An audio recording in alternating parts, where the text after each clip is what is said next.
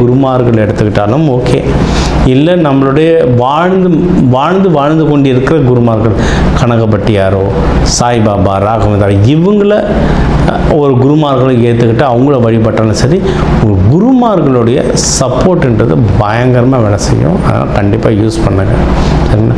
So ஓவராலாக நீங்கள் பார்த்தீங்கன்னா நீங்கள் எடுக்கிற முயற்சிகளில் பயங்கரமான வின், அதுவும் போத் பர்சனல் ப்ரொஃபஷனல், அதாவது பர்சனலாகவும் குழந்தை பாக்கியம் லவ்வுக்கு சூப்பராக இருக்குது.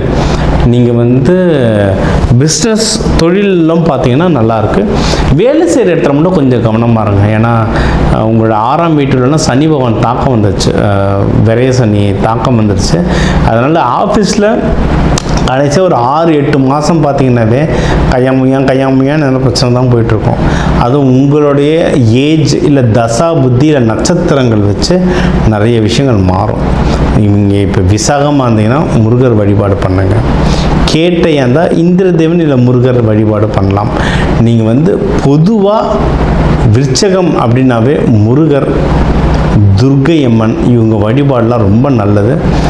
நல்லெண்ணெய் தீபம் ஏற்றி வழிபாடு பண்ணணும்.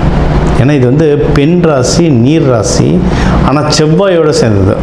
நீரே பக்குன்னு பற்றிக்கும்.